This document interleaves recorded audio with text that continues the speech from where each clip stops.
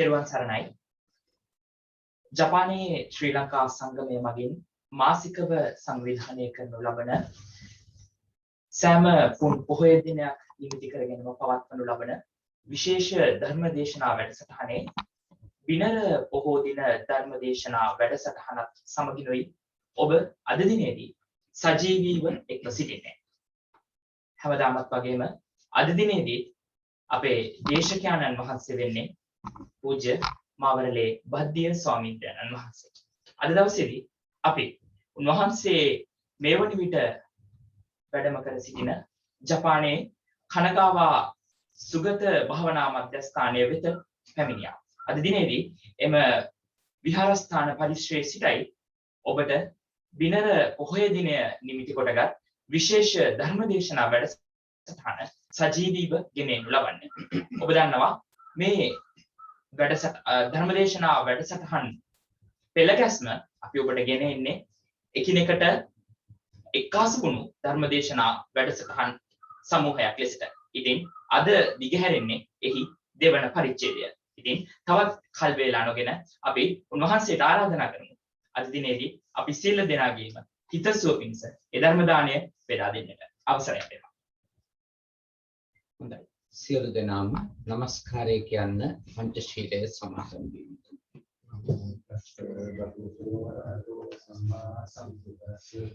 නමෝ තස්ස භගවතු වරහතෝ සම්මා සම්බුද්දස්ස නමෝ තස්ස භගවතු වරහතෝ සම්මා සම්බුද්දස්ස බුද්ධං සරණං ගච්ඡාමි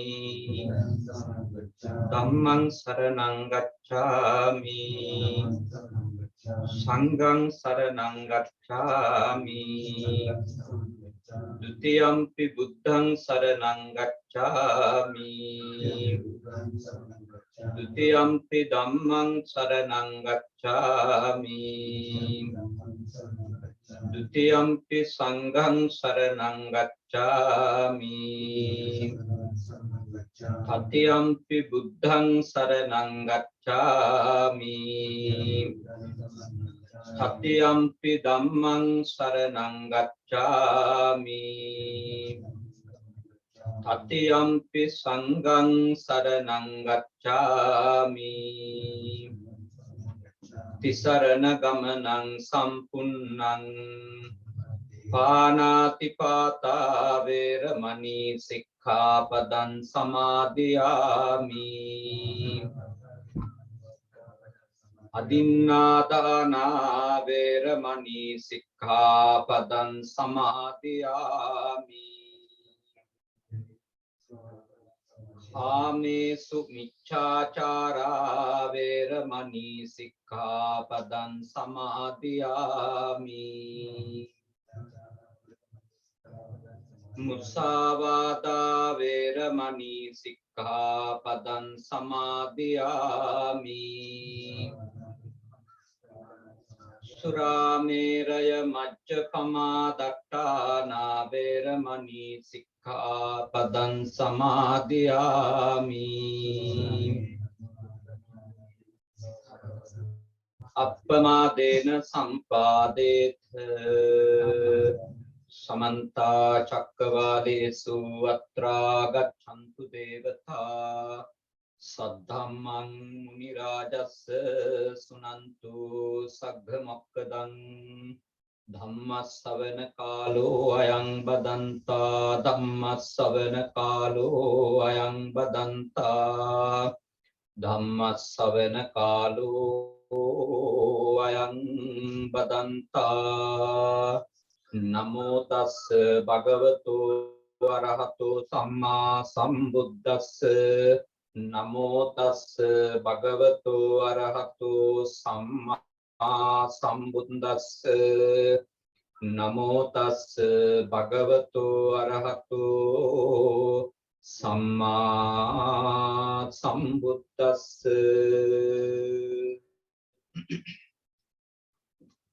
කනගවා සුගත භාවනා මධ්‍යස්ථානාධිකාරී අපේ සහෝදර අතිපූජනීය අම්පිටියේ සද්ධාවාස ස්වාමින් වහන්සේගෙන් අවසරයි ශ්‍රද්ධාකාමී ගුණවත් පින්වතුනි අද අපේ ජපානයේ ශ්‍රී ලංකා සංගමයේ පින්වත් පිරිස ඉතාම ශ්‍රද්ධාවෙන් යුක්තව කනගවා සුගත භාවනා මධ්‍යස්ථානයේ මේ විහාර මන්දිරයට සහභාගී වෙලා පැමිණිලා තැන්පත්ව සිටින්නේ ශ්‍රී ලංකා සංගමයේ මෙහෙයවීමෙන් මාසිකව සිද්ධ කරන්නට ආරම්භ කරපු උතුම් සද්ධර්ම දේශනා මාලාවේ මේ පුරපසළොස්වක පොහොය දිනයට නියමිත සද්ධර්ම දේශනාව සිද්ධ කරන්නට. ඉතින් අපි තාම සතුටටපත් වෙනවා මේ රටේ ආරම්භ කර තිබෙන සියලුම ඉපැරණි විහාරස්ථානවල නායක ස්වාමීන්ද්‍රයාණන් වහන්සේලාගේ වැඩමවීමෙන් සද්ධර්ම දේශනා රාශියක් ශ්‍රී ලංකා සංගමය මගින් පසුගිය කාල පරිච්ඡේදයේ පුරාම සංවිධානය කරා. නමුත් මේ කාලයේ දීර්ඝ කාලයක් මේ රට තුල වැඩ සිටින නිසා ශ්‍රී ලංකා සංගමය අපට ආරාධනා කළා අඛණ්ඩව පොහොය කිහිපයක් මේ සද්ධර්ම දේශනාවන් සිද්ධ කරලා දෙන්නට කියලා දේශනා මාලාවක් විදියට. ඉතින් අපි මුලින්ම මේ උතුම් පින් කටයුතු ශ්‍රී ලංකා තානාපති කාර්යාලය පරිශ්‍රය තුල තමයි සිද්ධ කෙරුණේ. පසුව මේ උතුම් ධර්ම දේශනා මාලාව විවිධ ස්ථාන මුල් කරගෙනත් මෙතන ඉඳලා ඉදිරියට පැවැත්වෙන දේශනා අපේ කනගවා සුගත භාවනා මධ්‍යස්ථානයට අපේ දායක පිරිස ඇවිල්ලා මේ විහාර මන්දිරයේ ඉඳගෙන මේ දේශනා මාලාව පවත්වන්නටත් ඔයත්ෝ කැමැත්ත පළ කරා අපේ පහසුවත් සලකලා. ඉතින් අපි ඒ ගැන බොහොම සතුටටපත් වෙනවා, ස්තුතිවන්ත වෙනවා සහ පුණ්‍යානුමෝදනා කර සිටිනවා. මෙවැනි උතුම් පින්කම් මාලාවක් ලාංකීය ප්‍රජාව විදියට මේ රටේ ජීවත් වෙන සංවිධානය කිරීම ගැන ශ්‍රී ලංකා සංගමය. මේ පින්කමේ අරමුණක් පුද්ගලික දේවල් නෙමෙයි ඇත්තටම.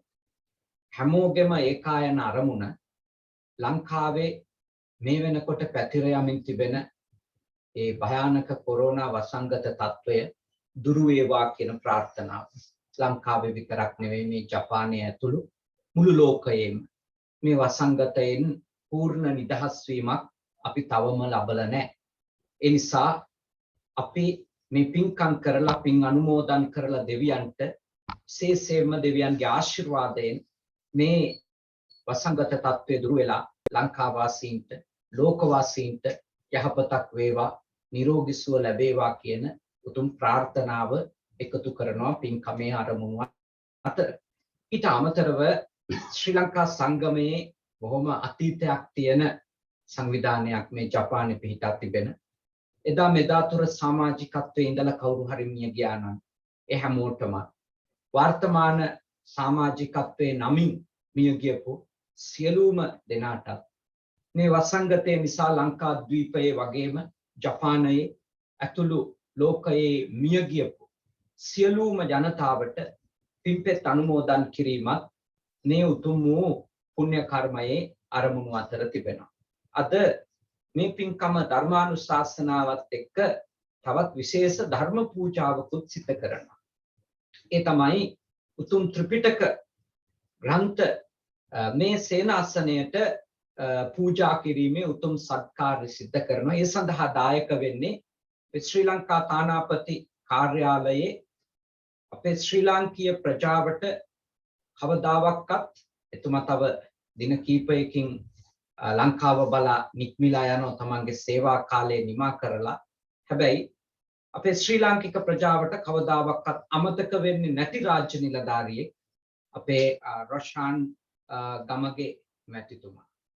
මොකද එතුමා හැමෝම සමග බොහෝම මානුෂීයව සහ රාජ්‍යතාන්ත්‍රිකව කටයුතු කළ යුතු වෘත්තීය මට්ටම සහ මානුෂීය මට්ටම දෙකම හොඳට සමබර කරගෙන අපේ රටට අපේ ශ්‍රී ලාංකිකයින්ට වැඩ කරපු මහත්මයෙක්. ඉතින් ඔබතුමාගේ ආදරණීය බිරිඳ තුෂාරා පතිරණගේ මැතිණියක් තමයි අද තමන්ගේ පුද්ගලික ධන පරිත්‍යාගයෙන් මේ ත්‍රිපිටක ග්‍රන්ථ රත්නයන් අද මේ සේනාසනයේ වැඩ සිටින මහා සංඝ රත්නයටත් මේ සේනාසනයට පැමිණෙන උපාසක උපාසිකාවන්ට පරිශීලනය කරන්නටත් අද දවසේ පූජා කරනවා. ඉතින් එයත් ධර්ම දානමය පින්කමක්ම තමයි. මොකද අපි දහම් කරුණු කියලා දෙන්නේ මේ උතුම් ග්‍රන්ථ රත්නයන්හි අන්තර්ගත වෙන්නේ. ඒ නිසා ඔබතුමා මේ ධර්ම ග්‍රන්ථ ත්‍රිපිටක ග්‍රන්ථ රත්නයන් මේ සේනාසනයට පූජා කිරීම ධර්ම දානමය පින්කමක් කාලාන්තරයක් පවතින. මොකද මේ පොත් අපි ගෞරවයෙන් පරිශීලනය කරන්නේ නේ. ඉරන්නේ කියන්නේ නැහැ. ස්වභාවිකව දි รา පත් වෙලා ගියොත් මිසක මොන හේතුවක් නිසාවත් මේ ග්‍රන්ථ රත්නයන් අපි පරිශීලනය කරාට නාස්ති වෙන්න දෙන්නේ නැහැ. ඒ නිසා මම හිතනවා පරම්පරාවකට දෙකකට මේ සේනාසනයේ වැඩ ඉන්න මහා සංඝයාට මේ සේනාසනයට පැමිණෙන ගිහි උපාසක උපාසිකාවන්ට දහම් කරුණක් පරිශීලනය කරන්න ඕන නම් 1956 සම්බුද්ධ ජයන්තිය නිමිති කරගෙන ඒ ත්‍රිපිටක සම්පාදක මණ්ඩලයක් මගින් පරිවර්තනය කරලා මුද්‍රණය කරපුනේ මේ උතුම් ත්‍රිපිටක ග්‍රන්ථ අද ඉඳලා මේ සේනාසනේ තියෙනවා. මොකද මේ සේනාසනයේට තිබුණු අඩුවක්. මේ සේනාසනේ ත්‍රිපිටක ග්‍රන්ථ රත්නයන් තිබුණේ නැහැ.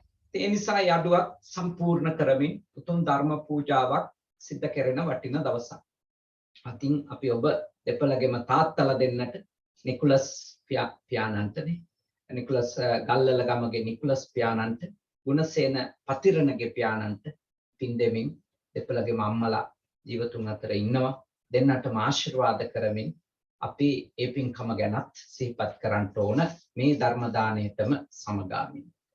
පින්වතුනි දැන් අද අපි කතා කරන්නේ ගිය පොයේදා ආරම්භ කරපු ධර්ම මාතෘකාවේ තව දීර්ඝයක්. අපි එදා කතා කළා මං මතක විදියට සක්කෝ උජූච සූජූච කියන ධර්ම කරුණු තුන කරණීයමෙත සූත්‍රය. සක්කෝ කියුවේ දක්ෂකම සහ සමර්ථකම කියලා මම සාකච්ඡාවේදී එදා ඔබත් එක්ක පැහැදිලි කරගත්තා. සක්කෝ කියලා කිව්වේ දක්ෂකම සමර්ථකම කුමකටද? සම්මා දිට්ඨිය ඇති කරගන්නටත් ඇති කරගත්ත සම්මා දිට්ඨිය තුළ අඛණ්ඩව සිටින්න. ඊළඟට උජූච සහ සූජූච කියලා මම ඔබට ධර්මානුකූලව පැහැදිලි කරා. උජූච කියලා කිව්වේ ඍජු භාවය නැත්නම් අවංක භාවය. ඒ අවංක භාවය කියලා කියන්නේ ඍජු බව කියලා කියන්නේ පොදු සාමාන්‍ය විවහාරයේ තියෙන කොන්ද කෙලින්මිනි කියන අදහස නෙමෙයි. කායිකවයි වාචසිකවයි වැරදි කරන්නේ නැතිකොට කෙනෙකුට ඕනම තැනක තෙනී සිටින්නට පුළුවන් නිර්භය අවංක භාවයක් ඇති වෙනවා. අන්න ඒට කියන උජූච කියලා.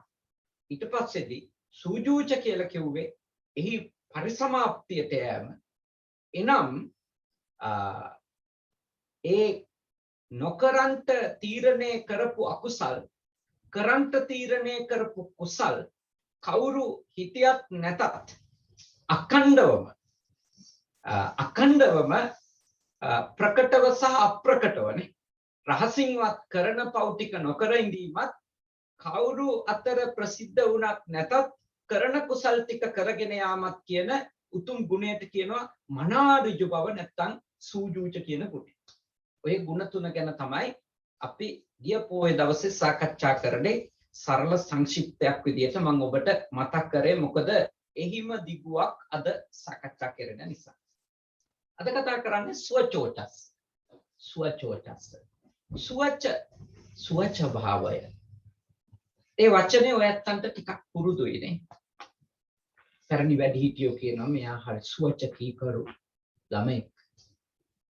හාමුදුරුවෝ කියනවා ස්වච්ඡ කීකරු බෝල නමක් ශිෂ්‍ය නමක්. ඔයත්තොත් සමහර වෙලාවට කියනවා මේ මිනිස්සයා තමයි මට ඉන්න ස්වච්ඡම කීකරුම සේවකයා. ඒ විදිහට ස්වච්ඡ භාවය පිළිබඳව ඔයත්තන්ට යම් සරල අදහසක් තියෙනවා. එතකොට මූලික අර්ථයක් විදිහට හිතෙන්නේ කීකරු භාවය. කීකරුකම. සුවච්ච බව යන කුමක්ද? කීකරුකම. හැබැයි කීකරුකම කියලා කියපු ගමන් ඊළඟට අපේ ඔළුවට එන මූලික අර්ථය තමයි වැඩිහිටියන්ට කීකරු. වැඩිහිටියන්ට කීකරු වීම නම් කොහොමද? වැඩිහිටියන්ට කීකරු වීමයි, ගුරු දෙගුරුන්ට කීකරු වීමයි කියන අදහස අපිට එනවා. ඒක වැරදි අදහසක් නෙමෙයි. වැඩිහිටියන්ට අපි කීකරු වීම අවශ්‍යයි. ගුරුවරුන්ට කීකරු වීම අවශ්‍යයි. හැබැයි අපි තේරුම් ගන්නට ඕන මෙතනදී කීකරු භාවය කියන ගුණය දියුණු කරගන්න ඕන නිශ්චිත පිරිසකුයි ඒ ගුණය දියුණු කරගන්නට ඕනි නැති නිශ්චිත පිරිසකුයි ගැන කියවෙනවා ඒ අර්ථයට ගියොත්. එහෙම වෙනවා. දැන් අපි තීරණයක් ගත්තොත් එහෙම නිගමනයකට ආවොත් කීකරුකම කියන්නේ වැඩිහිටියන්ට කීකරු. එතන ඊළඟ අර්ථය තමයි නොකිය වෙන අර්ථය. නමුත් යට තියෙන අර්ථයක් තමයි ඔයත් වැඩිහිටියෝ නිසා ඔයත්න්ට වඩා බාල අය ඔයත්න්ගේ වචන ප්‍රශ්න නොකර ඒවා පිළිපදින එක වගේ අදහසක්. ඊළඟට උද්ගත වෙන ප්‍රශ්නේ එතකොට දැන් ඔයත් වැඩිහිටියෝනේ. ඔයත් කීකරු වෙන්න ඕනේ නැත්ද? නේද? එතකොට මේ දහම් ගුණය ඔබට පුහුණු වෙන්න දෙයක් නැද්ද? දැන් මම ශිෂ්‍ය නමක් විදියට මගේ ගුරුවරයා ගාව පුහුණු වෙන කාලේ. එතකොට මට මේ ගුණය සුවච ගුණය මම ඇති කරගන්න ඕනේ. බාල කුඩා නමක් නිසා. හැබැයි දැන් මම ලොකු හමුදුරුවෝ. මට ශිෂ්‍යයෝ 50ක් 60ක් ඉන්නවා. එතකොට මම ඒ නමලගේ ගුරුවරයා. ඒකට දැන් මම කීකරු වෙන්න ඕනේ නැද්ද? දැන් මම කීකරු වෙන්න ඕනේ නැද්ද? මට කීකරු වීම විතර. අන්න ඒ තන අපි නිර්වුල්ව තේරුම් ගන්න ඕන දෙයක්. එතකොට අපි හැමතිස්සෙම ඒ ධර්ම කොටාසය ප්‍රගුණ කර ගැනීම, කීකරු වීම නැමැති ධර්ම ගුණය පුහුණු වීම එක්තරා වයස් කාණ්ඩයකට අයිති පිරිසකට හෝ එක්තරා කායික ආර්ථික බලයක සීමාවක් සහිත පිරිසකට උරුම එකක් ලෙස තමයි සාමාන්‍ය මතු පිටින් ওই අර්ථයට ගියොත් ඔළුවට යන්නේ. උදාහරණයක් විදිහට කිව්වොත් බලවතාට දුබලයා කීකරු වෙන්න ඕන. කියන්නේ බලය තියෙන මිනිස්සයාට දුබලයා කීකරු වෙන්න ඕන වගේ එකක් තමයි මූලික අර්ථයට අපි මෙහි ගමන් කරෝතින් පේන්නේ. ඒ බලවතාට දුර්වලයා කීකරු වීම කියන්නේ ඒක අවබෝධයක් ඇතුලේ සිද්ධ වෙන දෙයක් නෙමෙයි. ඇත්තටම බය, තැති ගැනීම, අනාරක්ෂිත බව සම්බන්ධ හැඟීම් ඇති වෙනකොට බලවතාට දුර්වලයා කොහොමත් යටත් වෙනවා. ඒ යටත්කම ලස්සන වචනකින් ඕනනම් කීකරුකම කියලා අපිට කියලා සන්තෝෂ වෙන්න පුළුවන්. ඒක වඩා මේ මට සිදුටු හිතට සනීප වචනයක්. ඒ අරුණකොට එහි තියෙන්නේ තවත් විදියකට කිව්වොත් වහල්බා. මේ ගැඹුර හොයාගෙන කියොත් තවත් විදියකට කිව්වොත් එහි තියෙන්නේ මේ වහල්බා. ඒව බුද්ධ ධර්මයේ ලෙස ගන්න බෑනේ. බුද්ධ ධර්මයේ හිම දෙයක් දිනු කරන්න කියලා මොන හේතුවක් නිසාවත් අවවාද කරන ධර්මයක් නෙමෙයි. ඒ නිසා මෙතන සුවච ගුණය කියලා කියන්නේ අපි හැමෝම පොදුවේ ධර්මයට සහ විනයට කීකරු. අපේ නිවන් මඟ සාධනය කරගන්න අරමුණු කරන පිරිසක් විදියට මෙතන සුවච ගුණය කියන්නේ පාසලට අදාළ සුවච ගුණය එකක්. ගෙදරට අදාළ සුවච ගුණය තව එකක්. හැබැයි නිවන් මඟ සාධනය කරන්ට යන බෞද්ධ භික්ෂුවක්, බෞද්ධ භික්ෂුණියක්, බෞද්ධ උපාසකයෙක්, බෞද්ධ උපාසිකාවක් මේ කියන සිව් පිරිසම මේ සිව් පිරිසම දහමට සහ විනයට කීකරු වෙන්න. දහමටයි විනයටයි කීකරු වුණොත් අපි සියලු දෙනාම එතකොට අපි කාටවත් යටත් වෙලා නැහැ.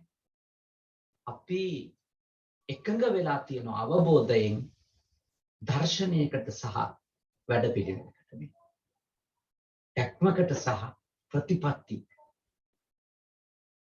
ඒකේ කවුරුවත් කාටවත් යටත් වීමක් නෙමෙයි.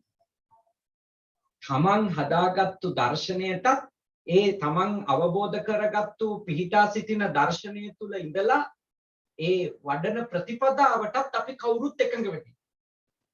දැන් අපේ ගිය මාසේ දේශනෙට මේක දැන් සම්බන්ධ වෙන තැන.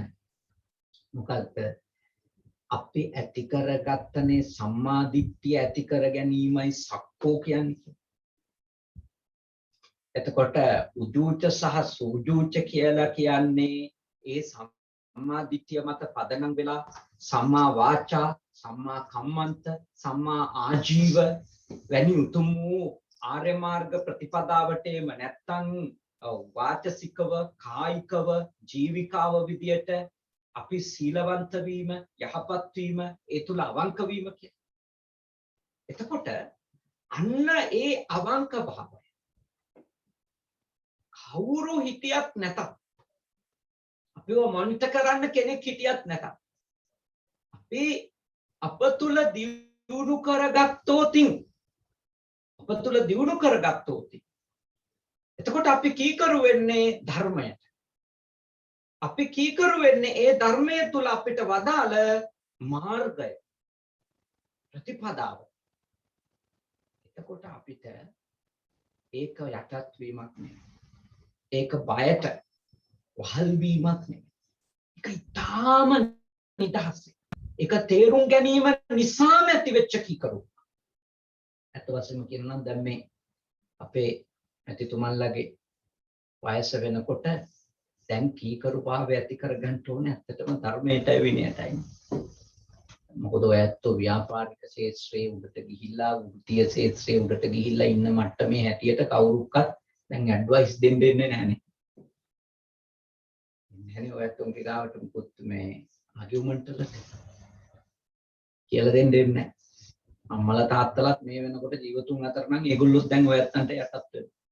ඔය ඇත්තන්ගේ බලපුලුවන් කාරකම් වලට බේත් ටික අරන් දෙන්නේ ඔය ඇත්තෝ. අල්ලි ටික යවන්නේ ඔය ඇත්තෝ. සේවක සේවිකාව උපත් කරලා ඉන්නේ බලාගන්න කියලා ඔය ඇත්තෝ. මේ ඇත්ත වශයෙන්ම මේගොල්ලෝ දැන් ඔය ඇත්තන්ගේ වැරද්දක් දැක්කත් කියන්න පෙළඹෙනවා හොරයි. මොකද මේ හැමතිස්සෙම කෙනෙක් බලවත් වෙනකොට සාපේක්ෂව අනිත් එක්කෙනා දුර්වල වෙනවා. ඒ දුර්වලයාට බලවතා ගාව හැමතිස්සෙම බයක් තියෙනවා. මෙයාට මේවා කියන්න ගිහිල්ලා හම්බෙන 2.50ක් නැති වෙයිද කියලා. ඒ ප්‍රශ්නේ නෝ. ඒ නිසා දැන් ඔයත්න්ව යහපත් කරන්න. ඔයත්තන්ට මට අපි කාටත් මේ තවදුරටත් යහපත් වෙන්න නැතුව නෙමෙයි. තව අපිට යහපත් වීමට අදාළව තව කොච්චර ඉතුරු වෙලා තියෙනවද? මොකද අපි මහරහත් භාවයට පත් වෙනකම්ම අපි යම්කිසි ආකාරයකට යම් තැනකින් මඟ පෙන්වන්නේ. සල්ලි ටිකක් හම්බුණාට වාස් යන වාහන මොනවා හරි අපිට අකඩ කොටවල් ටිකක් තිබුණට වාස් ප්‍රසිද්ධියකුයි කීර්තියකුයි නමකුයි හැදිලා තිබුණට වාස් ඔය එකකින්වත් අපි පූර්ණ යහපත් භාවය උදා කරගෙන කියලා නිගමනයකට එනවා නම් අපි කොච්චර මුලාවකද ඉන්නේ. කොච්චර අපිටම රැවටිලා අදින්නේ. අපේ ගමනට යම් කිසි ආකාරයකට අපි තුල කීකරුකමක් දියුණු කර ගැනීම අවශ්‍ය වෙනවා.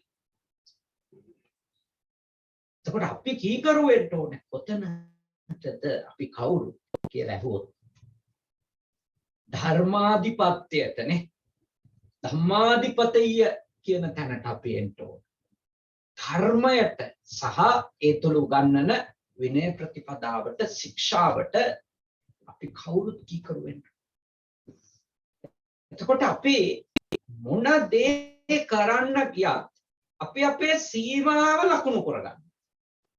කොතනින්ද අපි පිහිටා සිටින දර්ශනය.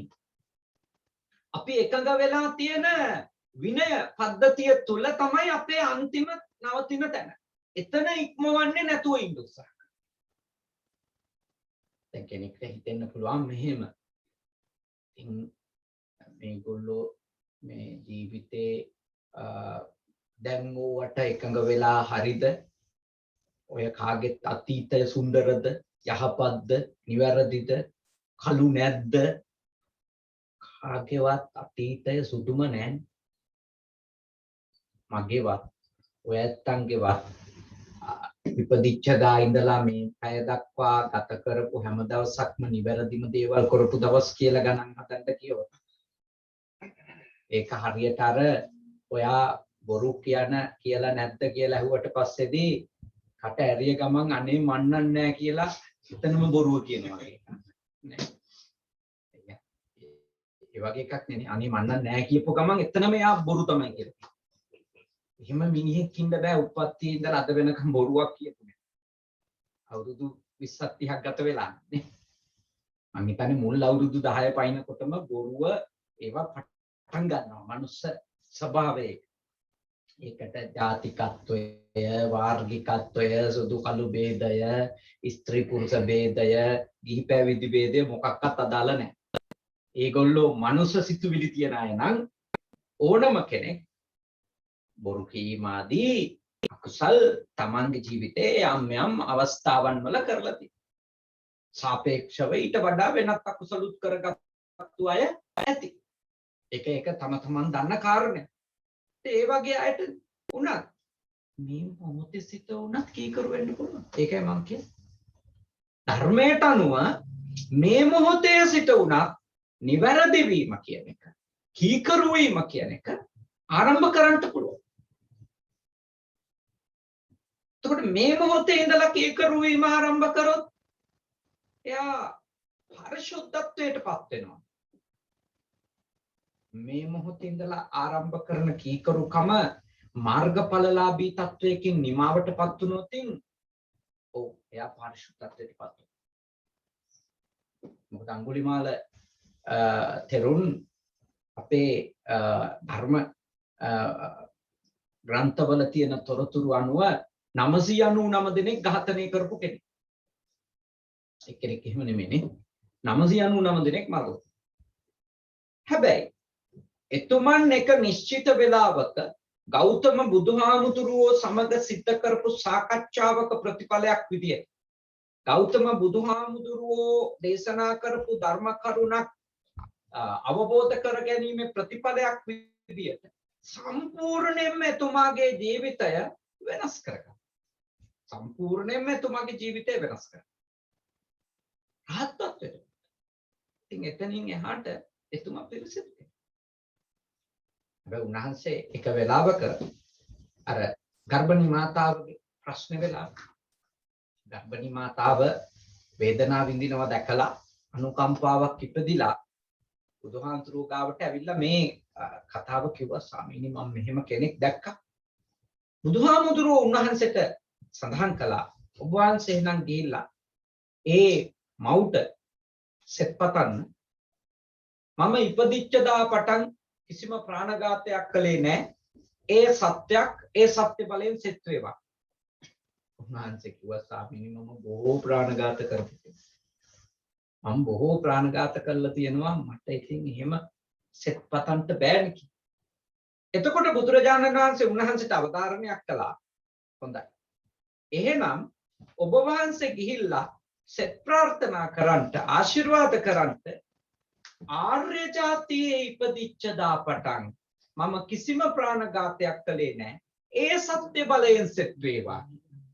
ඒ ආර්ය ජාතියේ ඉපදුනා කියන එකේ අදහස කුමක්දනේ?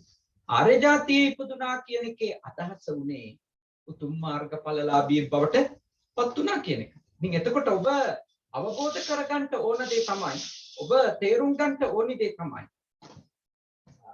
යම් කිසි කෙනෙකුට මේ මොහොතේ ඉඳන් උනත් නිවැරදි වීමට අවශ්‍ය කර පරිසරය කීකරු බව ප්‍රගුණ කර ගැනීමට අවශ්‍ය කරන පරිසරය තථාගත ධර්ම විනයයි. ඒ නිසා ඔබට වෙනස් වෙන්න පුළුවන්.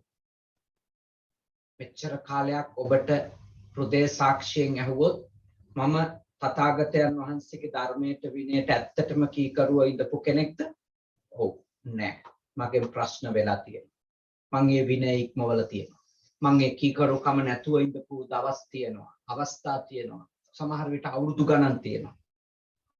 ඒත් මේ මොහොතේ සිට උනා ඉදිරියට ඒ කීකරු භාවය ඇති කරගන්නට බුදුදහමට අනුව මේ ඕනෑම කෙනෙකුට අවස්ථාව තියෙනවා. බුදුදහමේම කවුරුක්වත් ලේබල් කරලා සදාකාලික තත්වයක් එයාට පනවලා අර කල් ගහලා මරා දාන්න ඕන කියන තැන බුදුදහමේ නෑ. විතරම යෝජනා කරන්නේ නිවැරදි වෙන්න ඉඩ දෙන්න. වෙනස් වෙන්න ඉඩ දෙන්න. යහපත් වෙන්න ඉඩ දෙන්න. මොකද අපි කෙනෙකුගේ පව ගෙවෙන්නේ නැති නැත්තම් කෙනෙකුට හැමදාම පව් කරොත් එයා ඒකෙමයි ඉන්නේ කියන දැක්මට ආවොතින් එහෙම මුල් බුදු සමයේ අර්ථවලට පටහැනි. මොකද බුදු සමයේ මූලික අර්ථය තමයි ඕනෑම කෙනෙකුට තමන්ගේ හිත හරි මාර්ගයේ පුහුණු කරගත්තොත් රහත් වෙන්න පුළුවන්. බුදු වෙන්න පුළුවන්. පස්සේ බුද්ධත්වයට පත් වෙන්න පුළුවන්. එතකොට කවුරු හරි කරපු පවක් නිසා යාට මොන හේතුවක් නිසාවත් කවදාවත් කැළවීමක් නැහැ කියන නිගමනයකට ආවොත් ඒක අර බුදුදහමේ මුල් අදහසත් එක්ක ගැටෙන්න පටන්. ඒක පැටලෙනවා. ඒකනේ දේවදත්ත ආමුදුරෝ කල්ප ගානක් හරි නිරයේ ඉඳලා උන්වහන්සේ අන්තිමට පස්සේ බුදුහාමුදුරු කෙනෙක් වෙලා පිරුණුවම් පානවා කියලා තියෙනවා. දැන් බල්ලාගත්තු පව් කරගත්තු ආමුදුරෝ කෙනෙක් නේ. ඒ ආමුදුරොන්ටත් අවස්ථාවක් තියෙනවා. ඒක කාලය කොච්චරද කියන එක නෙමෙයි අවස්ථාවක්. එහෙම සදාකාලිකවම පව් ගෙවන කවුරුක්වත් නැහැ. එහෙම කවුරුත් නැහැ. එයා යම් කරපු අකුසලයට විපාක විඳින්න පුළුවන් කාලයක් ඊට පස්සේ ඒකෙන් එයා නැවත මේ යහපත් භවයකට පැමිණිලා එතනින් එයා අවබෝධයටපත් වෙනවා. දේවදත්ත හාමුදුරුවෝ අජාසත් රජුගේ තාත්තා මරපු ලෝකුමුනිරයේ ඉන්නවා කියලා අපේ ධර්මයේ තියෙනවා. හැබැයි එතුමා එයින් චුත වෙලා නිවන් දකින්න බව. මොකද ඔහු තමයි බුද්ධ ශාසනයේ ඉඳපු ඒ කියන්නේ ලෞකික කෙලෙස් සහිත ශ්‍රද්ධාවන්ත අය අතර අග්‍රස්ථානයි. මොකද එයාට ශ්‍රද්ධාව ඇති වෙනකොට එයා තාත්තා මරලා තිබුණා. ඒ හින්දා තමයි එයාට සෝතාපන්න ආදී මාර්ගඵලයක් ලබන්න බැරි වුණා කියලා තේරවාදී ධර්මෙත් පෙන්නනවා.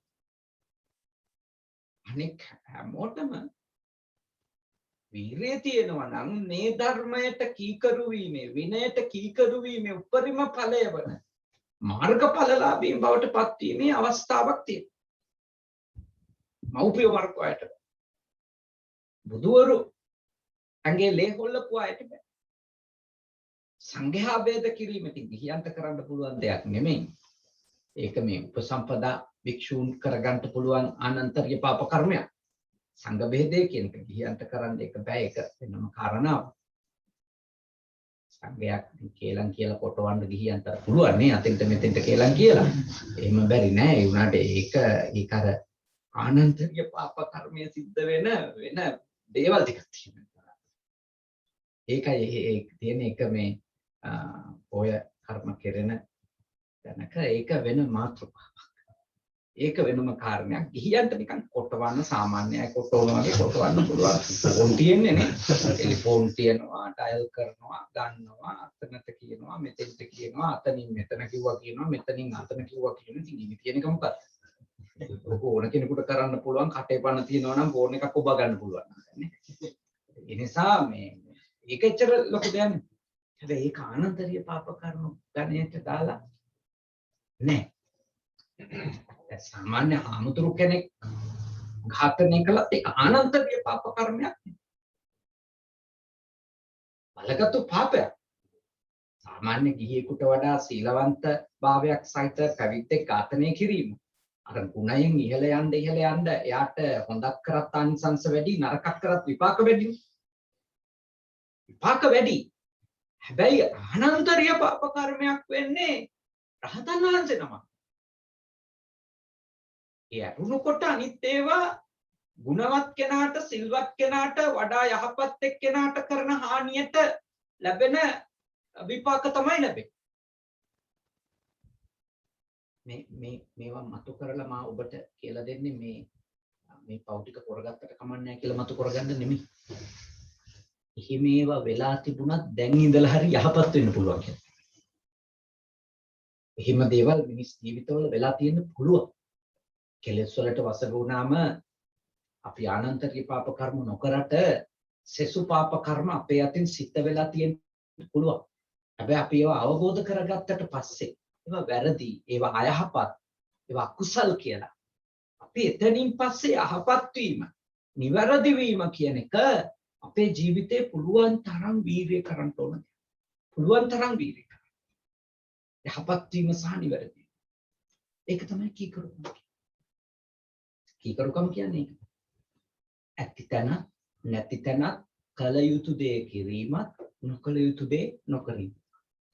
පිහිටා සිටින දැක්ම තුළ ඒ කෙරෙහි ශ්‍රද්ධාවෙන්, ඒ කෙරෙහි ගෞරවයෙන්, ඒ කෙරෙහි පැහැදීමෙන් ඒ සම්මාදිට්ඨිය මත තහවුරු වෙලා කටයුතු කරන ගිහියෙකු බවට පත් වීම. එතෙන්ට ඉතින් අපි ගිහි ගෙදර ජීවත් වෙන ඔයත්තන්ට උනත් එන්න පුළුවන් තැන.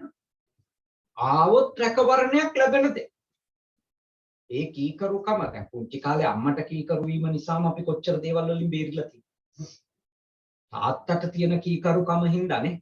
ඒක බයපක්ෂපාතීකමක් වෙන්න පුළුවන් ඒ කාලේ. හැබැයි ඒක හින්දම මොන තරම් දේවල් වලින් අපි බේරිලා තියෙන්නේ. තාත්තට අහුනොත් ඉවරයි කියලානේ. අම්මට අහුනොත් ඉවරයි. ගෙදර ගිහිල්ලා ඉවරයි. ඔයාදී කීකරුකම් හින්දා ඉස්කෝලේදී ගුරුතුමාට විදුහල්පතිතුමාට තිබිච්ච කීකරුකම බයපක්ෂපාතී තත්වයන් හින්දා මොන තරම් දේවල් වලින් අපි බේරිලා තියෙන්නේ. එන කීකරුකමෙන් අපිට මේ සම්දිට්ඨිකවම අපි මේ බේරිච්ච ආනිසංස ලැබපු අවස්ථා ලයිස්තුවක් අපිට හදත හැකියි. ඒ වෙලාවේ මෙයාට කීකරු හින්දා මම බේරුණා. වෙලා තියෙන්නේ අර පීක තලයකට ගියාම ඕක මිනිස්සු කැමති වෙන්නේ නැහැ කියන්නේ යාට කීකරු වෙලා ඉඳපු හින්දා තමයි මම බේරුණේ කියලා. ඒ කියන්නේ අපේ ඊගෝ එකට කැමති නැහැනේ අපි ලොකු මාන්නකින් අපි හිතනවානේ කාටවත් කීකරු වෙලා නෙමෙයි මේ මම මගේ ස්වයං ඥාණයෙන් බේරුණා වගේ එකක්. එහෙම යාර තැනකට ගියාම මිනිස්සුන්ගේ මනසේ මාන්නය විසින් ඇති කරන සිතුවිල්ල. නමුත් යථාර්ථය තමයි අපි පුංචි කාලේ එහෙම අපේ වැඩිහිටියන්ට ගුරුවරුන්ට අම්මට තාත්තට කීකරු වෙච්ච හින්දා තමයි අද මේ ඉන්න තත්ත්වෙට බේරි අතනින් මෙතනින් මර උගුල් වලින් ගැලවිලා ඇත්තටම එන්න පුළුවන්. සමහර වෙලාවට යාළුවෙක් දීපු හොඳ උපදේශයකට කීකරු වෙනවානේ. සමහර වෙලාවට සමහර කෙනෙකුගේ බිරිඳ දීපු හොඳ උපදේශයකට කීකරු වෙනවා. සමහර කෙනෙකුට තමන්ගේ සැමියා දීපු උපදේශයකට කීකරු වෙලා සමහර වෙලාවට ළමයෙක් දීපු උපදේශයකට වැඩිහිටියෙක් කීකරු වෙලත් නේ. මේක කරන්න එපා කියලා ඒ බරපතල ලෙස තෝරලා දුන්නම ඒක ඔළුවට ගිහිල්ලා ඒක මත ක්‍රියාත්මක වෙලා මේ ලෝකේ වැටෙන්න තිබිච්ච දරුණු අගාධ වලින් ගැලවිච්ච අවස්ථා මේ දේශනාව අහන අපේ ශ්‍රී ලංකා සංගමයේ Facebook නාලිකාවේ බණ මේ වෙලාවේ අහගෙන ඉන්න අයට ඕන තරම් ඇති අත්දැකීම්. කීකරුකම කියන්නේ පුදුම වටින දෙයක්. පුදුම වටින. හැබැයි ඕක අපි බලවත් වෙනකොට අර පුද්ගලයින්ට කීකරු වීම කියන එක ඉවර වෙනවා. මොකද අපි බලයට එනකොට අපිට තවදුරටත් පුද්ගලයන්ට කීකරු වෙලා ඉන්න අපි කැමති වෙන්නේ නැහැ. අන්න එතෙන්දි තමයි අපිට ඕන ධර්මයක් සහ විනයක් නේ. ධර්මයක් සහ විනයක් තියෙනවා. විනයට කීකරු වුණොත් අපි විනය කිව්වම රටේ නීති රීතිත් ඔක්කොම විනය පද්ධතියට ඇතුළත්. එතකොට අපි දැන් මේ ජපානයේ ජීවත් වෙනකොට අපි ජපානයේ නීති රීති වලට අනුගත වුණාම ඇත්තටම මේ රටේ ජීවත් වෙන්න හරි ලේසි නෙමෙයි. මේ රටේ ජීවත් වෙන්න හරි ලේසියි. මොකද නීතියට කීකරු වුණොත් මෙහි රැකෙන්නම පුළුවන් කියන එක. ඕ දුරටනේ 100%යි කියන්න බෑ. නමුත් අඩුම 90%කට වඩා වැඩි ප්‍රතිශතයක් නීතිය මෙහි සාධාරණ. නීතිය සාධාරණ. කියන්න කනගාටු වෙමුණත් අපේ රටට වඩා. අපේ රටට වඩා නීතිය සාධාරණ. ඊයේ මම දැක්කර බාර් විවෘත කරාට පිටිකොලත් දවටගෙන ඇවිල්ලා දුරින් ඉඳගෙන උද්ඝෝෂණ කරන මිනිස්සු ටිකක් කුදලගෙන යනවා. හැබැයි බාර් වල පොරකණේ උන් අරන් යන්නේ එක. කොච්චර කැතයිද නීතිය? කොච්චර අපිරියයිද නීතිය දිහා දකිනකොට? මොන තරම් පිළිකුලක්ද ඇති වෙන්නේ අපේ රට ගැන. දැන් අරගොල්ලොන්ට බොණ්ඩ පොරකකා බොණ්ඩයිතිය දෙනවනේ.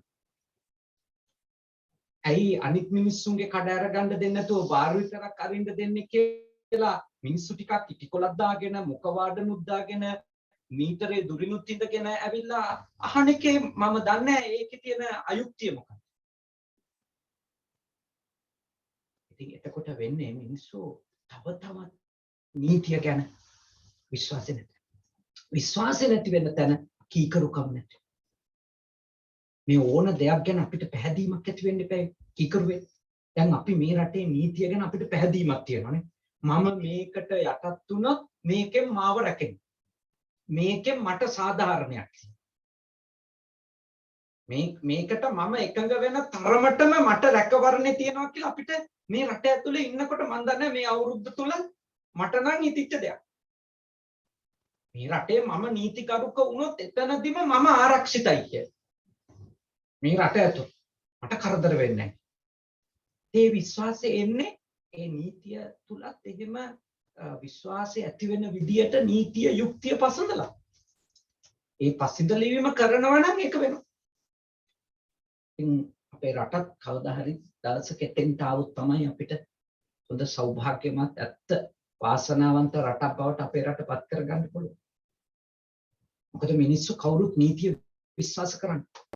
මේ නීතියට කීකරු වෙන්න කවුරු එක නීතිය හදන අයයි නීතිය ක්‍රියාත්මක කරනවද කියලා බලන අයයි පුරවැසියෝ සියලු දෙනායි ගිහි අයයි පැවිදි අයයි නේ බලය තියෙන අයයි නැති අයයි කවුරුත් ඒ විනයට කීකරු වෙන්න ඕන. මොකද විනය කියන එකට කීකරු නැති වුණොත් අපි මනුෂ්‍ය සමාජයක් විදිහට පවත්වන්න බෑ. කොහොමද රටක් සමාජයක් පවත්වගෙන යන්නේ විනයක් නැතුව? ගෙදරක්වත් නේ. දැන් ඔයත්තන්ගේ කම්පැනි තියෙනවා. 50 60 100 සමහර ඔයත්තන්ගේ ආයතනවල සේවය කරනවානේ මේ මිනිස්සුયો.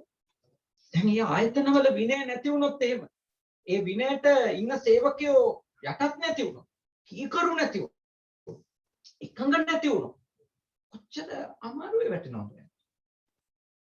ඒකම ඇප්ලයි කරන් හරි රටකනේ. ගෙදරට හැම තැනකටම ඕන විනයට යටත් වෙන පිරිසක්. එතකොට පුද්ගලයන්ට නෙමෙයි යටත් වෙන්නේ විනයට. එතකොට සත්‍යොත් යටත් වෙන්න ඕන, බුචොත් යටත් වෙන්න ඕන, කවුරුත් යටත් වෙන්න නේ. අයිෂානුත් යටත් වෙන්න. ඔක්කොම යටත් වෙන්න. සේවකයයි, ඩිරෙක්ටරයි, ප්‍රධානියයි, සභාපති, ඕනර් ඔක්කොම නේ. හැමෝම නීතියට යටත්. හරි ලේසි එතකොට පවතින්නේ. බුදුහාමුදුරුවන්ගේ විනය බුදුහාමුදුරුවෝ පැනෙව්වෙම මේ විනය පිටකේ අවුරුදු 20කට පස්සේ උන්වහන්සේ බුද්ධත්වයෙන් දේශනා කළේ. විනය ශික්ෂාපද දේශනා කළේ බුදුහාමුදුරුවන්ගේ බුද්ධත්වයෙන් දෙවෙනි 20 වර්ෂයක්. පළවෙනි 20 වර්ෂ නිමා වුණා. එතකම විනය නීති පැනෙව්වේ.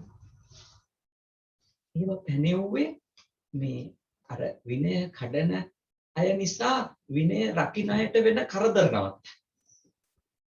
ඒක තමයි මූලික අභිලාෂය. විනය නීති පනවන. ඒ කියන්නේ විනය අනුකූලව ඉන්න අයට හානියක් නේ. විනය කඩන කීප දෙනෙක් හිටියු. අන්නේ එහෙම විනය අනුකූලව ඉන්න අයගේ රැකවරණයට තමයි නීති. එතකොට ඒක අර විනය කඩන කෙනාටත් පොදුයි විනය රකින්න කෙනාටත් පොදුයි. ඒ නිසා විනයට කීකරු වෙන්න. සාසන ඉන්නවා නම් සාසනික විනය. කම්පැනි එකක ඉන්නවා නම් ඒකේ විනය. රටකට ගිහිල්ලා ඉන්නවා නම් ඒකේ විනය. ධනපති කාර්යාලෙට තියෙනවනේ විනයක් නේ ප්‍රසන්න මැතිතුමා. ඒ විනය ඉක්මවලා යන්න අමාරුයි. ඒව ගියාට පස්සේදී අපි රාජ්‍යතාන්ත්‍රිකව පිරිහෙනෝනේ. අපේ තානාපති කාර්යාලයේ පමණ දැන වැඩ කරන්නේ නැති තැනක් ලෙස.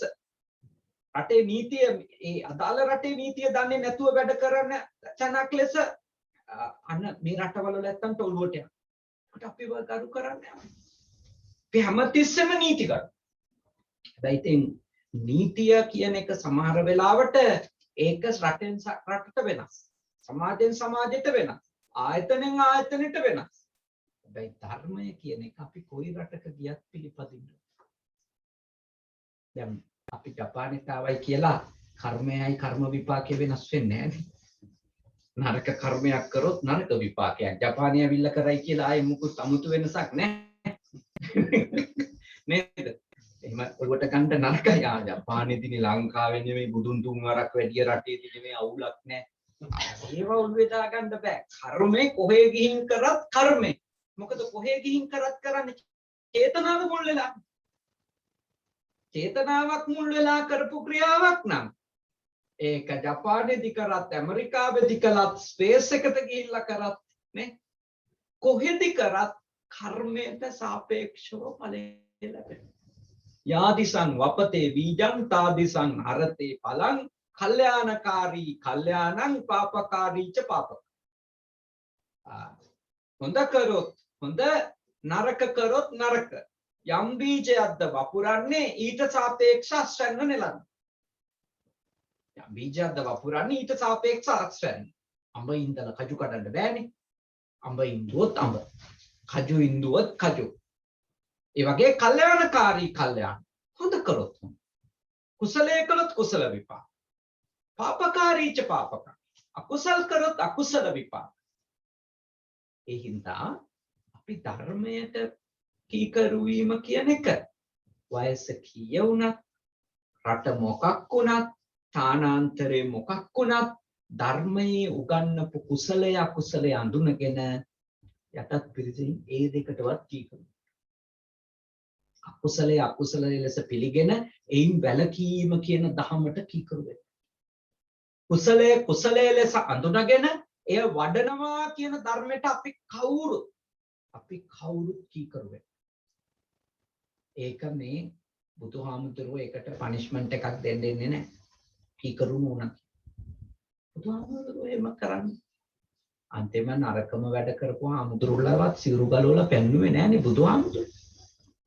ඒ ඔය රජවරුනි කරලා තියෙන පස්සේ අන ගහලා යවුවා, අහම යවුවා, මෙහෙම යවුවා කියන්නේ රජවරු. බුදුහාමුදුරුවෝ අඩුම මේ Tamanට ගල් පෙල්ලපු දේවදත්ත හාමුදුරුවෝවත් පන්සලෙන් පෙන්නුවේ නැහැ. ඒකනේ බුදුහාමුදුරුවෝ කියන්නේ උන්වහන්සේ. උන්වහන්සේ බුදුහාමුදුරුවෝම තමයි ආයේ. ඒ අර පස්සු කාලීනව ඒ ශාසනය රකින්න කියලා දුර්ගුණ තියන අය හන ගහලා පන්නනවා, ශාසනය සුද්ධ කරනවා කියලා ආරයලා මෙයාලා යවනවා, කට්ටියක් තියා ගන්නවා. ඒක සමහර විට අපි ඇත්තටම ඉතින් අපි හිතනවා හරි දේ කරන්නේ නැති කියලා. හැබැයි ඉතින් ඒ රහතන් වහන්සේලාම මැදිහත් වෙලා කරා නම් නැත්තම් ඉතින් ඔය වගේ දේවල් වලදී බයස් තියෙන්න පුළුවන්. ඔය වගේ දේවල් වලදී මේ පුද්ගලික කැමැත්තවල් අකමැත්තවල් පුද්ගලික තරහ කෝන්තර ඔය කොච්චර ඉදිරිපත් වෙන්නේ නැද්ද? දැන් බලන්නකෝ අර මහා විහාරේ උනත් නේ මහා විහාරෙක හිතවත් රජ කෙනෙක්පත් වුණාට පස්සේ අබේගිරියට ගිහින් අබේගිරියට ජේතවනාරාමයට හිතවත් රජවරුපත් වෙන කාලෙවලදී මහා විහාරේ ලෝවා මහ පායත් එක්ක ගිනි කියලා දානවා. පේනෝනේ සාසනය සුද්ධ කරපු හැටි. සුද්ධ කරලා තමයි දෙන්නේ ඇත්තටම. මේ බයස් නේ ඒවා ඇතුලේ නිකම් මේ අපි සාදු සාදු කියන්න බෑ. ඒව ඇතුලේ අහිංසකම දේවල් නෙමෙයි සිද්ධ වෙන්නේ නැත්තේ. රහතන් වහන්සේලා මැදිහත් වුණා නම් රහතන් වහන්සේලා නම් ඒ නිගමන දුන්නේ උන්වහන්සේලා කාගේවත් ජීවිතයට අනුතුරු කරන හිංසා කරන පීඩා කරන දේවල් කරන්න නැතුව. නමුත් ඔය ඕනම දෙයකදී සාමාන්‍යයෙන් පුද්ගල අභිලාෂයන් ඉදිරිපත් වෙලා හොඳ ඇතුලේ නරකවලුත් ගොඩක් වෙන්න අවස්ථා තියෙනවා. බුදුහාමුදුරුවන්ගේ ක්‍රමය බුදුහාමුදුරුවෝ තමන් කරන කර්ම විපාකේ තමන්ට එන බව අවබෝධ කරගන්න.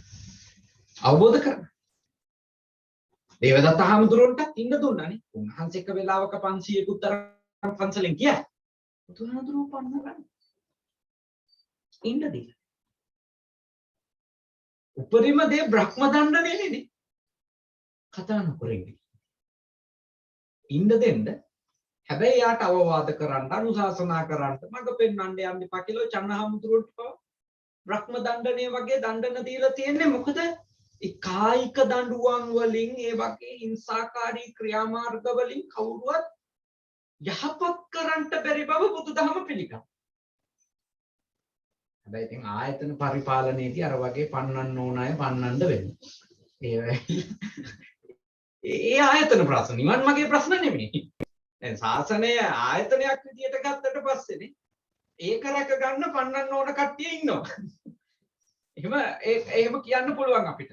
මේ කාලේ හරි. අයින් කරන්න ඕනි අය ඉන්නවා. මේ ආයතනේ. හැබැයි මම කවුරු හරි කෙනෙක් මේ ශාසනයෙන් අයින් කරලා දැම්ම නම් හොඳයි කියලා කියනව නම් මගේ නිවන් මඟ සාධනය කරගන්න පහසු වෙන්නේ.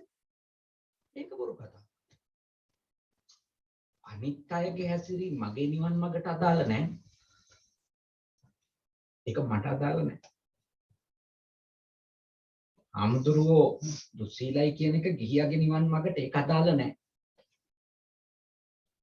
හැබැයි අපිට මේ ආයතනික විනය ඕන කියලා. මේ ආයතනේ මෙන්න මේ සීමාව විතරයි ගිහියොත් ඉන්න ඕන, පැවිද්දොත් ඉන්න ඕන. අන්න එතනදී ප්‍රශ්න විසඳන විදිය වෙන එකක්. හැබැයි නිවන් දකින්න යන ගමන තමන් කරන වැරදි තමන් අවබෝධ කරගෙන නිවැරදි කරගන්න. ඒවට ගුරුහරුකම් ගන්න. කමටහන් ගන්නවා කියන්නේ. කමටහන් ගන්නවා. ඇවැත් දෙසනවා. ඕම තියෙන ධර්ම විනය ක්‍රමවේද. ඒ මාර්ගෝපදේශනේ ගන්න. වැරද්දක් වුණාම ඒක ගුරුවරයා ගාව, වැඩිහිටියා ගාව පාපොච්චාරණය. ආයත් සංවර වෙන්න. දැන් අපි ඇවැත් දේශනා කරනවා. ඔය කරා.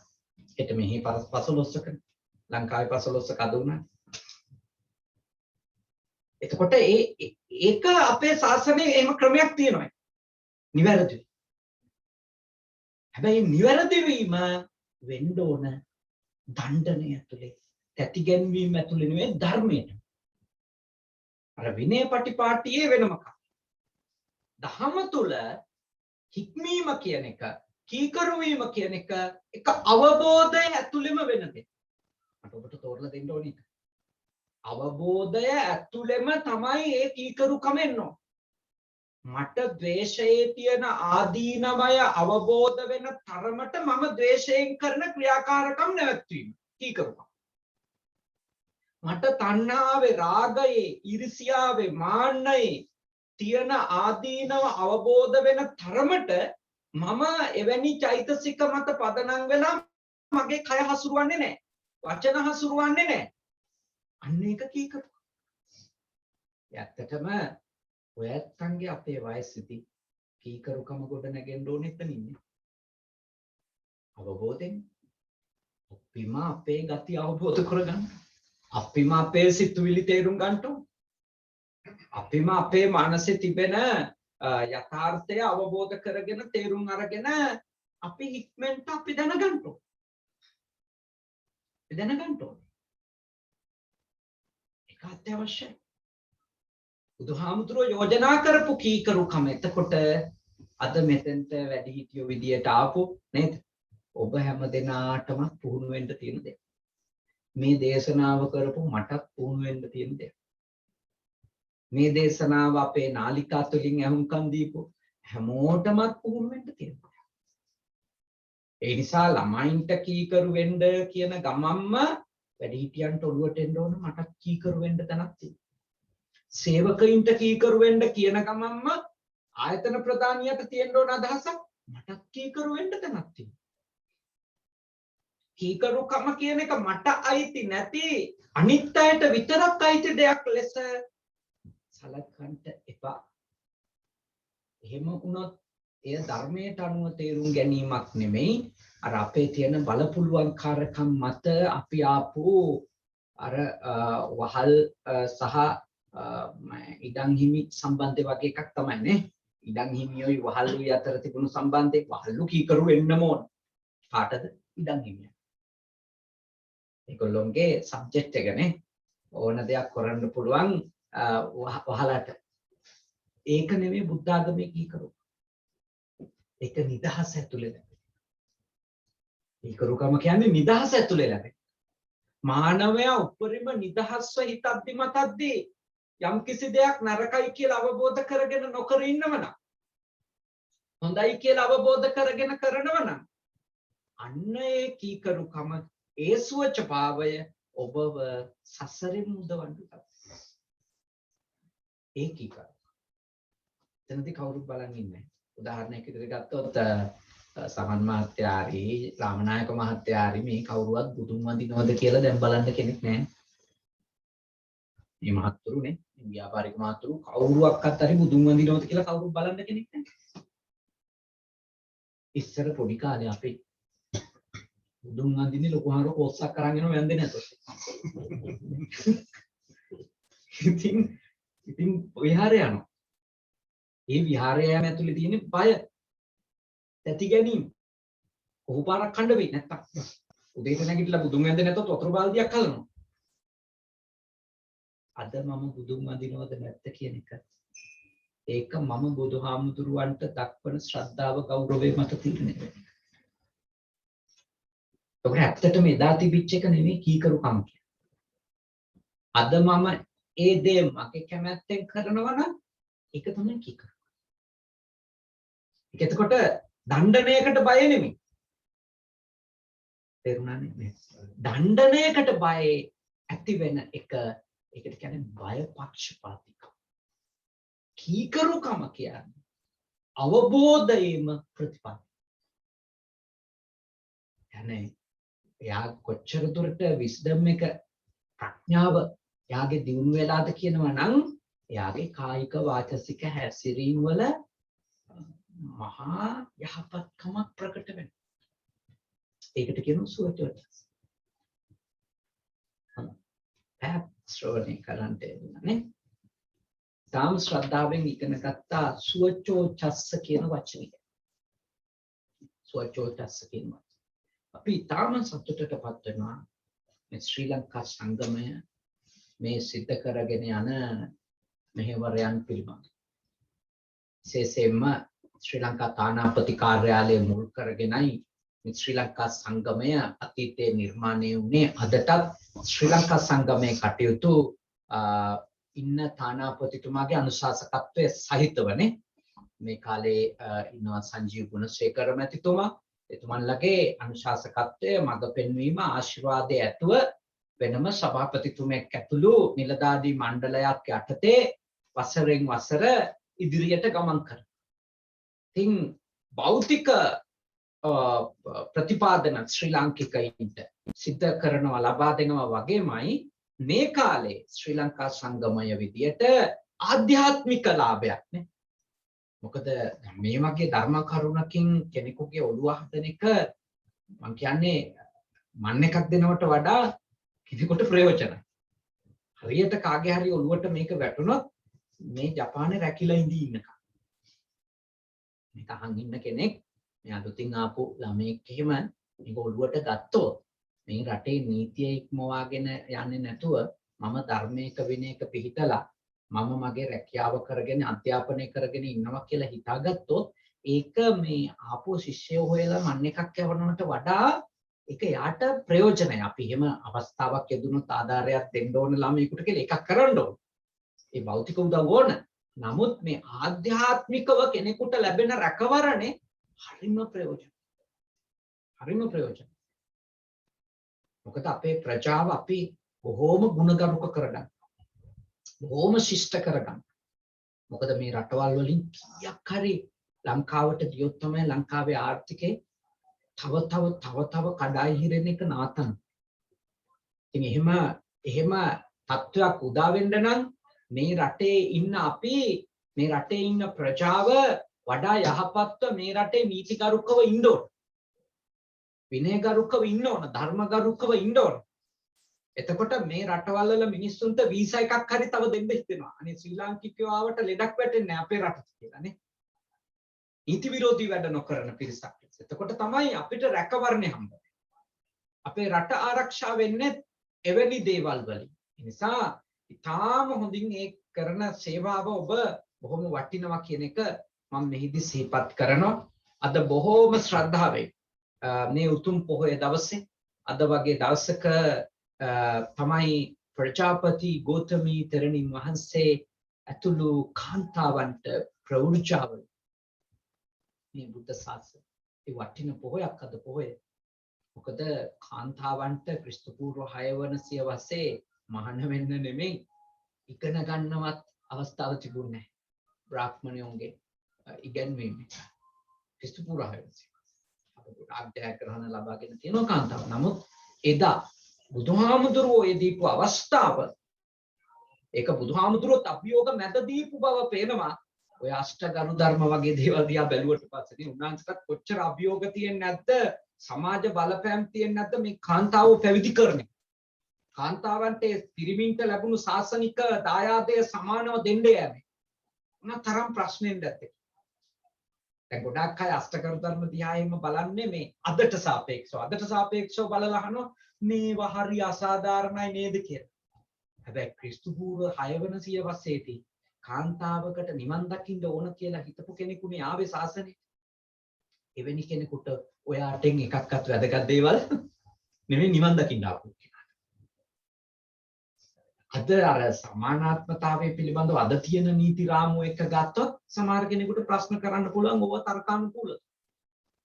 ඕවා යුක්තියුක්තද කියලා. නමුත් මන් දන්නේ ඔක්කොම බුදුහාමුදුරුවෝ පැනෙවුවද නැද්ද කියන එක. ඒක ඉතින් අපේ විශ්වාසයක්නේ. ඒක අපේ විශ්වාසයක් විතරයිනේ. අපේ විනය පිටකේ තියෙනවා. ඒ නිසා අපි විශ්වාසයෙන් පිළිගන්නවා. ඔව්. එහෙම වෙන්න ඇති. කෙසේ වුණත් මම කියන්නේ ලොකු දෙයක් නේ කාන්තාවන්ට පැවිදි වෙලා නිවන් මඟ සාධනය කරගන්න තිබ්බේ. හරි වටින දෙයක්. ඒ කියන්නේ ජෙන්ඩර් කියන එක සලකන්නේ නැතුවනේ. ස්ත්‍රී පුරුෂ භාවයේ සලකන්නේ නැතුව අවබෝධයට ඉඩ හැදුවා කියන එක ක්‍රිස්තු පූර්ව 6 වන සියවසේ. අනිත් ගොඩක් ආගම් පහළ වෙන්නේ මේ නූතන ආගම් පහළ වෙන්නේ බුදුහාමුදුරන්ට පස්සේනේ ඇත්ත. ක්‍රිස්තුස් වහන්සේ ගත්තත් නබිතුමා ගත්තත් නේ ඒ ආගම් වල ඉතිහාසයේ ගෞතම බුදුහාමුදුරන්ට පසු එක. Hindu ආගම තමයි ඒ පැරණිම තිබිලා තියෙන්නේ නේ. එතකොට අපිට පේනවා ඒ මෙහෙවර උන්වහන්සේ සිද්ධ කරපු නිසා අදට විශාල කාන්තාවෝ පිරිසක් ප්‍රඥාව දිනු කරගන්නවා. ඒක භාග්යක් අපි සතුටු වෙන දවසක්. මොකද අපිට මේ ලෝකේ ජීවය දුන්නේ අම්මා, උපත දුන්නේ අම්මා. අපේ අම්මටත් අපේ තාත්තට ලැබෙන අයිතිය ලැබෙනවා කියන එක ඒක අපිට සතුටු වෙන්න පුළුවන් දෙයක් නේ. සතුටු වෙන්න පුළුවන්. මහාන වෙන්න අවස්ථාවක් තියෙන්න ඕන, උපසම්පදා වෙන්න අවස්ථාවක් තියෙනවා. ඒක තාම ලංකාවේ අවසරය දෙන්නේ නැහැ. ඒ අවසරයේ සුළු පිරිසක් බොහොම අමාරුවෙන් අරගෙන තියෙනවා. ඒත් ඒගොල්ලොන්ගේ උපසම්පදාව පිළිගන්නේ නැහැ හැමෝම. ඒක ගැන මම පුද්ගලිකව සතුටු නැහැ. මම පුද්ගලිකව කැමති නැහැ ඒකට. මම හිතන්නේ භික්ෂුණීන් වැඩ ඉන්න එක අපිට වාග්යක්. අපේ ශාසනයට හොඳක්. මොකද ඒගොල්ලොන්ට කරන්න පුළුවන් මෙහෙවරක් තියෙනවා ලංකා සමාජයේ වෙන. අද කොටක් ඔය ડિප්‍රෙෂන්, ස්ට්‍රෙස් වැනි තත්ත්වයන්ගෙන් පෞල් සංස්ථාව තුළ පීඩා විඳින දූලා ඉන්නවානේ. අම්මලා ඉන්නවා. කොට ඒගොල්ලොන්ට උපදේශනමය කාර්යයක් කරන්න. හොඳ ධර්මයක් අවබෝධ කරගත්තු දැනුගත් ප්‍රඥාවන්ත අධිශීලයක පිහිටපු මෙහෙණින් වහන්සේලා ක්‍රියාත්මක වෙනවා නම් අපේ සමාජයට ලොකු දෙයක් කරන්න පුළුවන්. ඔය අපවත් වුණා පහුගිය දවසේ හොඳ මෙහෙණින් වහන්සේ කෙනෙක්, භික්ෂුණීන් වහන්සේ කෙනෙක්, භික්ඛුණී කුසුම කියලා ප්‍රොෆෙසර් කෙනෙක් මහාචාර්යවරියක් ලෙස කටයුතු කළා. පැවිදි වෙලා අපවත් වුණා. අපේ කාලේ හරි මෙහෙවරක් කරපු ප්‍රඥාවන්ත භික්ෂුණී. ඒවා ඒ අය අපේ රටට භාග්යක්.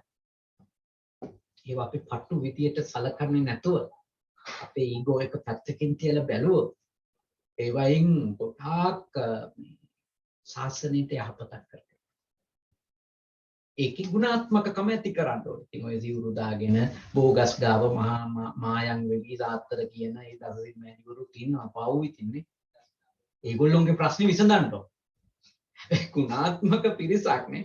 ඉතින් උදාගත හඳුල්ලා තියෙන සාද්දර කීකිය මොහු නියම් කර කර ඉන්නේ නේද? කට්ටිය අර කාන්තාව අතර තින්නවා. ඒක වෙනම ප්‍රශ්නයක්. ඒක කොහොමද විසඳන්නේ කියන එක වෙනම එකක්.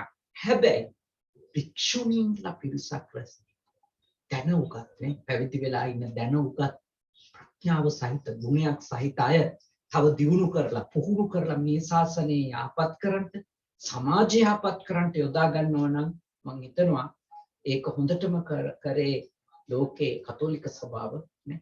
ඒගොල්ලෝ නන්ලා තාම හොඳ පුහුණුවකට ලක් කරා.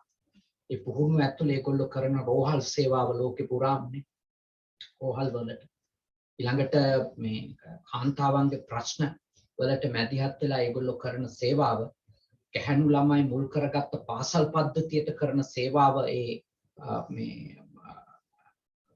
නන්ලා විදියට ඉන්න අයනේ අසිරිමත් විශිෂ්ට සේවාවන් ඒගොල්ලොන්ගේ කුසලතාවයෙන් උපරිම ප්‍රයෝජන අරන් තියෙන මේ ශාසනය දියුණු කරා.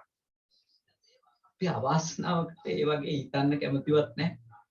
අපි හිතන්නේ මේගොල්ලෝ මේ උපසම්පදා වුණොත් අපිට කරදර වෙයි වගේ එකක් තමයි අපේ ඔළුවේ වැඩ. ඒක මුකුත් වෙන්නේ නැහැ. මේ කොටස වෙන එක.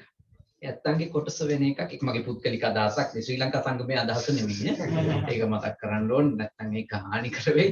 ඒක මගේ පුද්ගලික අදහසක්. මම හිතනවා මේ යුගයේ කවුරු හරි උපසම්පදාව ලබන්න සතුටු නම් ඒ ඇත්තන්ට උපසම්පදාව ලැබීම අඩුම પાස්පෝර්ට් එකට ඒ ડોකියුමන්ට් එක හදලා දෙන එක ඩෙන්ටිටි හදලා දෙන එක ඒක මූලික මානව අයිතියක් සුරකීම.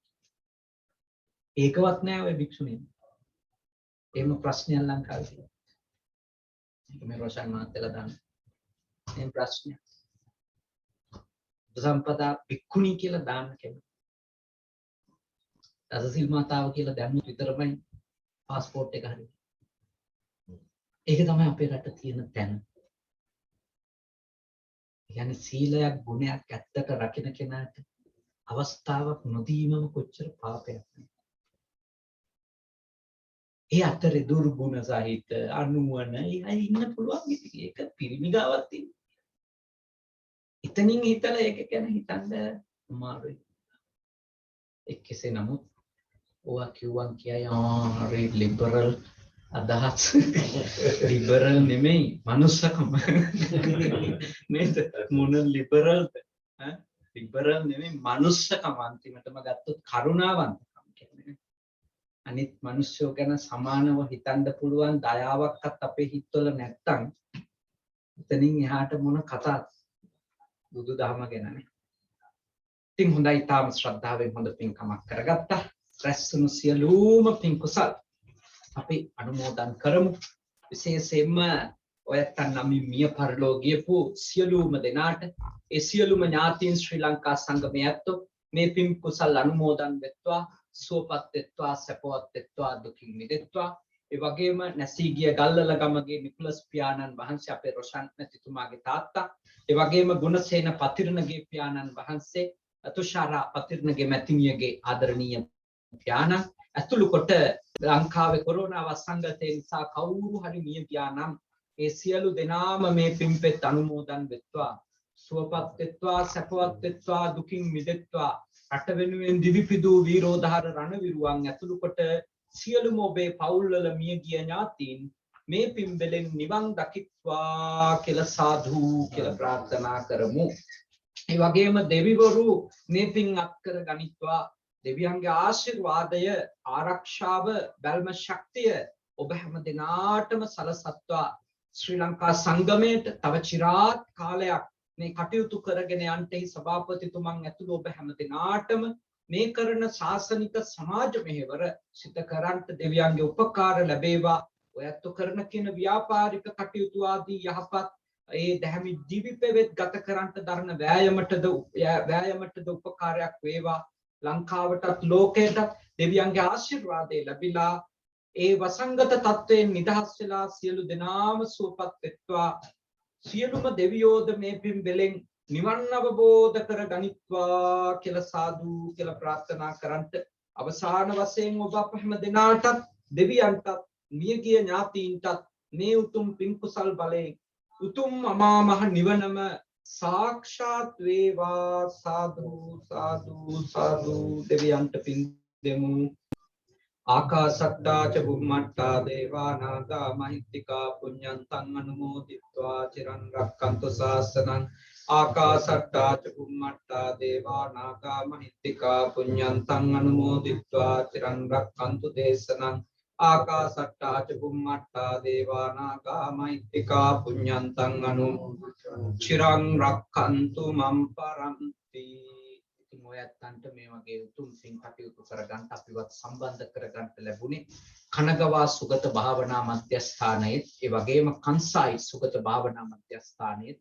පුජි සුගත සේනාසනේ නිර්මාතෘ අපේ සහෝදර රාජකීය පඬිත ශාස්ත්‍රපති අතිපූජනීය අපේ හුරුමික වැවේ සුදම්ම මාහිමිපාණන් වහන්සේ නිසා උන්වහන්සේගේ මඟ පෙන්වීම අනුග්‍රහය උපකාරය සම්බන්ධීකරණයනේ අපේ සමන් මහත්මයා මාර්ගයෙන් ඒ කටයුතු සම්පාදනය කරගෙන තමයි මේ උතුම් පින්කම් සිද්ධ කරන්නේ. ඉතින් උන්වහන්සේ මේ රට පුරාම සද්ධර්මයේ ජපන් බසින් ව්‍යාප්ත කරන්නට මෙහෙවරක් කරන හොඳ අතිවරයාණන් වහන්සේ නමක්.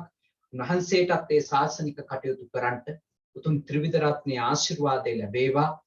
මේ සේනාසනේ බාරව වැඩ සිටින සේනාසනාධිකාරී අපේ සුදම්ම ස්වාමීන් වහන්සේගේ ශිෂ්‍ය පුත්‍රයාණන් වහන්සේ අපේ සහෝදර අම්පිටියේ සද්ධාවාස ස්වාමීන් වහන්සේ ඇතුළු පූජනීය මහා සංඝ රත්නයටත් මේ සේනාසනය මේ කනගවා පළාතට ඉදි කරලා මේ ශාසනයට පූජා කරලා එය පවත්වාගෙන යන සදහවත් දායක පිරිසටත් අපි ආශිර්වාද කරනවා. මේ කටයුතු කරගෙන යන්න නිදුක් නිරෝගී සුව එයත්න්ටත් ලැබේවා. ඔබ හැම දිනාටම තුනුරුවන්ගේ ආශිර්වාදයම ලැබේවා. සාදු සාදු සාදු.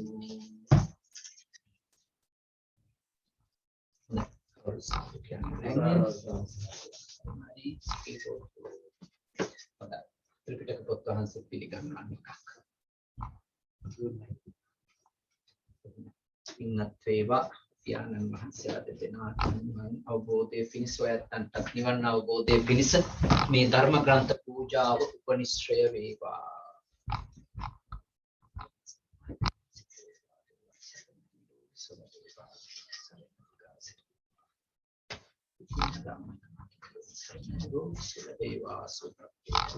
එනම් හැමෝටම තුනුරුවන් සරණින් යහපතක් වේවා. සිරුවන් සරණයි. අනුන්වතයි කපුජ කරන්න එහෙම හරි සුඛී හෝතු සිත වේවා නිරෝගී සුව ලැබේවා සුඛ වේවා ධම්ම අවබෝධ වේවා. හොඳයි එහෙනම් පින්වත් වේවා කරන්නේ අපගේ පද නමස්කාර පූර්වක ස්තුතිය පුද කර සිටිනවා පූජ්‍ය මාවරලේ බද්දිය ස්වාමීන් වහන්සේට. ඉතින් ඒ ආකාරයෙන් ශ්‍රී ලංකා සංගමය මගින් සංවිධානය කරන ලද විනර පුන් පොහෝ දින ධර්මදේශනා වැඩසටහනේ අවසානය සනිටුහන් කරද්දී අපි ඔබට ආරාධනා කරනවා ලබන පුරපසළොස්වක පොහෝ දිනත් අපත් සමගින් සජීවීව සම්බන්ධ වන්න මෙම ධර්මදේශනා මාලාවේ තුන්වන දිගහැරුමට අපත් සමගින් එකතු වන්න. ඔබ සැමට තෙරුවන් සරණයි.